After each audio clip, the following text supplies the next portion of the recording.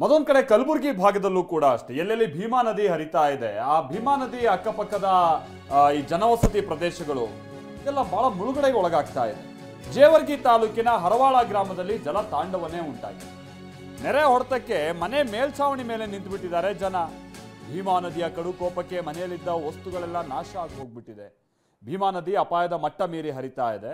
ಅಕ್ಕಪಕ್ಕದ ಜನವಸತಿ ಪ್ರದೇಶದ ಮಂದಿ ನೋಡಿ ಹೇಗೆ ಮನೆಯ ಮಾಳಿಗೆ ಮೇಲೆ ಹತ್ತಿ ದನಗಳೆಲ್ಲ ನೋಡಿ ಅಲ್ಲಿ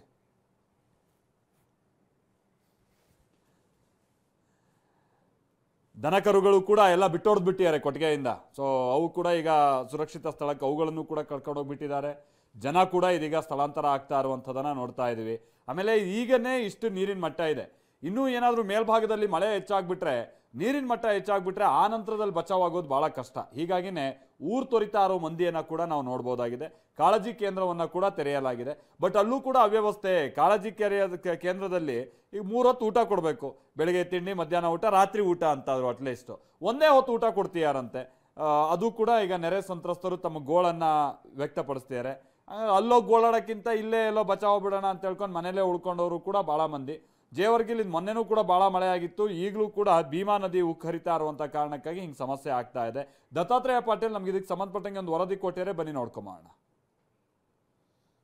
ಕಲಬುರಗಿ ಮತ್ತು ಮಹಾರಾಷ್ಟ್ರ ಭಾಗದಲ್ಲಿ ಏನು ಸುರಿತಾ ಇರತಕ್ಕಂಥ ಭಾರೀ ಮಳೆ ಸದ್ಯ ಕಲಬುರಗಿ ಜಿಲ್ಲೆಯ ಜೇವರ್ಗಿ ತಾಲೂಕಿನ ಹಲವು ಹಳ್ಳಿಗಳಿಗೆ ಗಂಡಾಂತರವನ್ನೇ ತಂದಿದೆ ಅಂತ ಹೇಳ್ಬೋದು. ಯಾಕಂತಂದರೆ ಆ ಜೇವರ್ಗಿ ತಾಲೂಕಿನ ಹರವಾಳ ಗ್ರಾಮದಲ್ಲಿದ್ದೀನಿ ನಾನು. ಹರವಾಳ ಗ್ರಾಮದ ಪರಿಸ್ಥಿತಿಯನ್ನು ನೀವು ನೋಡ್ಬೋದು ಯಾವ ರೀತಿ ಇದೆ ಅಂತಂದರೆ, ಇಡೀ ಹರವಾಳ ಗ್ರಾಮದ ಸುಮಾರು 60ಕ್ಕೂ ಹೆಚ್ಚು ಮನೆಗಳಿಗೆ ಏನು ಅಂತಂದರೆ ನೀರು ನುಗ್ಗಿದಂಥ ಪರಿಣಾಮ ಇಡೀ ಏನು ಅಂತಂದರೆ ನೋಡ್ಬೋದು ಯಾವ ರೀತಿಯಾಗಿದೆ ಅಂತಂದರೆ, ಮನೆಯವರೆಲ್ಲ ಏನು ಅಂತಂದರೆ ಹೊರಗಡೆ ಹೋಗೋಕ್ಕಾಗದೇನೆ ಏನು ಅಂತಂದರೆ ಇದು ಏನು ಹೊರಗಡೆ ಹೋಗೋಕ್ಕಾಗದೇನೆ ಅಂತಂದರೆ ಎಲ್ಲ ಹೆಣ್ಣುಮಕ್ಕಳು ಮತ್ತು ಜನ ಎಲ್ಲರೂ ಕೂಡ ತಮ್ಮ ಮನೆಗಳ ಮೇಲ್ಗಡೆ ನಿಂತ್ಕೊಂಡಿರ್ತಕ್ಕಂಥದ್ದು. ಮತ್ತು ಇದು ಇರೋ ಏನು ಅಂತಾರೆ ಸೊಂಟದ ಮಟ್ಟದ ನೀಜಿನಲ್ಲೇ ಈಜ್ಕೊಂಡು ಏನು ಅಂತಾರೆ ಹೊರಗಡೆ ಹೋಗುವಂಥ ದೃಶ್ಯ ಕೂಡ ನೀವು ನೋಡ್ತಿದ್ದೀರಿ. ಯಾಕಂತಂದರೆ ಅಷ್ಟೊಂದು ಪ್ರಮಾಣದಲ್ಲಿ ಭೀಮಾ ನದಿ ಕಳೆದ 2-3 ದಿನದಿಂದ ಏನು ಅಂತಾರೆ ಇಡೀ ಗ್ರಾಮವನ್ನು ಜಲದಿಗ್ಬಂಧನ ಹಾಕಿರ್ತಕ್ಕಂಥದ್ದು.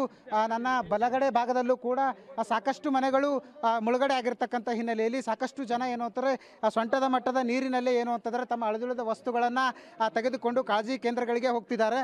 ಏನು ಅಂತಾರೆ ಸಾಕಷ್ಟು ಜನ ಏನು ಅಂತಾರೆ ಇಲ್ಲಿ ಸಂಕಷ್ಟವನ್ನು ಎದುರಿಸ್ತಕ್ಕಂಥದ್ದು. ಸುಮಾರು 60ಕ್ಕೂ ಹೆಚ್ಚು ಮನೆಗಳು ಈ ಭೀಮಾ ನದಿಯಿಂದ ಮುಳುಗಡೆ ಆಗಿರ್ತಕ್ಕಂಥ ಹಿನ್ನೆಲೆಯಲ್ಲಿ ಸಹಜವಾಗಿ ಏನು ಅಂತಂದರೆ ಇಲ್ಲಿನ ಜನ ಸಾಕಷ್ಟು ಸಂಕಷ್ಟಕ್ಕೀಡಾಗಿರ್ತಕ್ಕಂಥದ್ದು. ನಾನು ಖುದ್ದು ಈ ಒಂದು ಗ್ರಾಮದ ಏನು ಅಂತಂದರೆ ಅವರು ಅಜ್ಜಿ ಇದ್ದಾರೆ, ಅವ್ರನ್ನ ಕೇಳ್ತೀನಿ ಎಷ್ಟು ದಿನದಿಂದ ಅವ್ರ ಮನೆಯಲ್ಲಿ ನೀರು ಹೋಗಿದೆ, ಏನಾಯಿತು ಪರಿಸ್ಥಿತಿ ಅಂತ.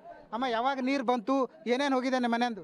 ನಾವು ಎಲ್ಲ ಗಂಗಾಚರಿಗೆ ಹೋಗ್ಯಾವ್ರಿ, ಊಟ ಮಾಡಾವ್ರಿ, ಎಲ್ಲ ಹೋಗ್ಯಾವ್ರಿ. ಸಾಮಾನುಗಳು ಅನ್ನ ಇಲ್ರಿ, ಎಲ್ಲ ಜೋಳ ಬ್ಯಾಳಿ ಎಲ್ಲನೂ ಹರ್ಕೊಂಡು ಹೋಗ್ಯಾವ್ರಿ. ಈಗ ಇಷ್ಟೇನಿಲ್ಲ ಇವ್ರಿ 3-4 ದಿನದ ಹೊತ್ತೈತ್ರಿ ಹೊಟ್ಟಿಗೆ ಅನ್ನ ಇಲ್ರಿ. ಉಪವಾಸ ಕುಂತೀವ್ರಿ. ಈಗ ಸಾಲಿ ಕರ್ಕೊಂಡು ಹೋಗಿದ್ರಿ. ಈಗ ಊಟ ಮಾಡ್ರಮ್ಮ ಅಂದ್ರೆ ಮಾಡ್ತೀವ್ರಿ. ಒಂದು ಸ್ವಲ್ಪ ಸರ್ಗಳು ಬಂದಾರತ್ತ ಹೋಗಿ ಬರ್ತೀವಿ ಅಂತ ಬಂದೀವ್ರಿ. 3-4 ದಿನದ ಹೊತ್ತೈತೆ ನೋಡ್ರಿ, ಒಟ್ಟು ಊಟ ಇಲ್ಲ ಏನೇ ಇಲ್ರಿ. ಇಷ್ಟೇ ನೋಡ್ರಿ, ನಮ್ದು ಊಟಗೊಲಕ್ ಬಟ್ಟೆ ಇಲ್ರಿ, ಹಾಸ್ಕೊಲಕ ಇದು ಇಲ್ರಿ. ಇಷ್ಟು ನಿಂತೀವಿ ನೋಡ್ರಿ, ಇಷ್ಟೇ ತೋರ್ಸ್ಕೊಂಡು ಮ್ಯಾಲ ಮಳಿ ಬುಡಕ್ ಹೊಳಿ ಹ್ಯಾಂಗ ಮಾಡ್ಬೇಕ್ರಿ. ಸಣ್ಣ ಸಣ್ಣ ಮೊಮ್ಮಕ್ಕಳವ್ರಿ, ಮಕ್ಕಳಾರಿ, ಹಳೆದೇರಾರಿ, ಈಗ ಸಸ್ಯರಾರಿ, ಹ್ಯಾಂಗ ಮಾಡ್ಬೇಕ್ರಿ? ಇಷ್ಟು ಜನಕ್ಕೆ ತಗೊಂಡು ಎಲ್ಲಿ ಹೋಗ್ಬೇಕ್ರಿ ನಾವು? ಅಲ್ಲ, ಈಗ ಮನ್ಯಾಗಿನ ಸಾಮಾನು ಎಲ್ಲ ಹೋಗ್ಯಾವ್ರಿ ನದಿಗೆ ಕರ್ಕೊಂಡು? ಹೋಗ್ಯಾವ್ರಿ ಸಾವು. ಈಗ ರೀ ಇಲ್ಲಿ ಒಂದು ಬಂದದ್ ನೋಡ್ರಿ ಈಗ ಗಂಟ. ಈಗ ಏನು ಹೇಳ್ತೀರಿ ಈಗ ಸರ್ಕಾರಕ್ಕೆ? ಏನು ಹೇಳಮ್ರಿ, ಅವ್ರ ಕಡೆ ಕಲಿತ್ರಿ. ಅವ್ರ ಕಡೆಗೆ ಪುಣ್ಯ ಮಾಡಿದ್ರ ಮಾಡಲ್ಲಕ್ರಿ, ಮಾಡಿಲ್ಲಪ್ಪ ಅಂದ್ರೆ ಇಲ್ರಿ. ನಾವು ಮತ್ತೆ ಏನು ಮಾಡೋದ್ರಿ, ಬೇಡಿಕೆ ಇಟ್ಟು ಬೇಡ್ಕೋತೀವ್ರಿ. ಏನ್ಯಾಕೆ ಮಾಡಲ್ಲಕ್ರಿ? ಉಳಿಸಿದ್ರ ಉಳಿಸಲಕ್ರಿ, ಉಳಿಸಲಿಲ್ಲಪ್ಪ ಅಂದ್ರೆ ಇಲ್ರಿ. ನಮ್ದೇನು ಜೋರಿಲ್ಲ ಜಬರಿಲ್ರಿ ಸರ್ಕಾರ ಮ್ಯಾಲ. ನಾವು ಮಕ್ಕಳು ಅವ್ರು ತಂದಿದ್ದೇವ್ರು, ನಮ್ಗೆ ಉಳಿಸ್ಬೇಕಾಗ್ಯದ. ಮತ್ತೆ ಉಳಿಸ್ತಾರ ಏನು ಬಿಡ್ತಾರ್ರಿ, ಇಷ್ಟೇ ನೋಡ್ರಿ, ಮತ್ತೇನು ಬೇಡ್ಕೊ. ನಮ್ಮ ಜೊತೆ ಮತ್ತೊಬ್ರು ಇದ್ದಾರೆ. ಅಜ್ಜರ್, ನಿಮ್ಮ ಮನ್ಯಾಗ ಯಾವಾಗ ನೀರು ಹೋದು? ಎಷ್ಟು ಮನೆ ಇದ್ದು ನಿಮ್ಮ? ನಮ್ಮ 8-10 ಎಕರೆ ಅಲ್ಲಿ ಒಂದು 50 ಮನಿನವ್ರಿ. ಅಷ್ಟು ನೀರಾಗೈತಿ ಸರ. ಫುಲ್ ಜೋಳ ಗಿಳ ಎಲ್ಲ ತಿನ್ನಂಥ ಆಹಾರಗಳೆಲ್ಲ ಕಲಸಾಗ್ಬಿಟ್ಟು, ಮತ್ತು ದನ ಎತ್ತುಗಳು ಎಲ್ಲ ಭಾಳ ಪರಿಶಾನ ಐತಿ ಸರ. ಎಲ್ಲರೂ ನೀರಾಗ ರಾತ್ರಿನಿಂದನೂ ಕಾಯ್ತೈತಿ, ನೀರು ಹಂಗೆ ಬರ್ತೈತಿ ರೀ. ಹಂಗೆ ಭಾಳ ಪರಿಶಾನದಾಗಿದ್ದೀವಿ ನೋಡಿ ಸರ. ಏನು ಅಧಿಕಾರಿಗಳು ಯಾರು ಬರ್ಲಾಗ್ತಾರಿಲ್ಲ, ನೋಡ್ಲಕ್ಕೆ ಬಿ ತಾರಿಲ್ಲ ಅವರು. ಸ್ವಲ್ಪ ಸರಿಯಾಗಿ ಎಲ್ಲರೂ ಪುಣ್ಯ ಮಾಡೋದು ಚಲೋ ಅದ. ಯಾರು ಕಾಪಾಡ್ತಾರೋ ಏನೋ, ನಾವು ಹೈರಾಣದಾಗಿದ್ದೀವಿ. ಈಗ ಅದು ಅವ್ರ ಕಡೆ ಕೂಡ್ತೈತೆ ಸರ. ಎಲ್ಲ ಈಗೆಲ್ಲ ಈಗ ಮನೆ ಮಕ್ಕಳು ಹೆಂಗ್ರಿ? ಎಲ್ಲ ಪರಿಶೀಲನೆ ಅದ ಸರ. ಎಲ್ಲ ಹುಳಗಳು ಎಲ್ಲ ಬರ್ತಿರ್ತಾಯಿತ್ತು. ಎಲ್ಲ ಭಾಳ ಹೈರಾಣದಾಗ ಮಕ್ಕಳು ತೊಗೊಂಡು ಅಲ್ಲೇ ಕಾಯ್ಕೋತಿ ಕೂತ್ಬಿಟ್ಟಿವಿ. ಯಾರು ಬಂದಿಲ್ಲ ಇಲ್ಲಿ ಯಾರು ಬಂದಿಲ್ಲ ಸರ್ ಅಧಿಕಾರಿ. ಎಲ್ಲ ಸುಮ್ಮನೆ ನಾವು ಹಗಲ ರಾತ್ರಿ ಸುಮ್ಮನೆ ನೋಡ್ಕೊತ ಕೂತೀವಿ. ಯಾರು ಬರ್ತಾ ಇಲ್ಲ. ಭಾಳ ಹೈರಾಣದಾಗಿದ್ದೀವಿ ಸರ್. ಅವರೇ ಅವ್ರ ಕಡೆಯಿಂದ ಏನು ಯಾರು ಕಾಪಾಡ್ತಾರೋ ಗೊತ್ತಿಲ್ಲ ನಮ್ಗೆ ಫಾರೆಸ್ಟಿಂದಾಗಿದ್ದೀವಿ ಸರ. ಹಾಂ, ಇವಿಷ್ಟು ಏನು ಅಂತಾರೆ ಇಲ್ಲಿನ ಗ್ರಾಮಸ್ಥರ ಮಾತುಗಳು.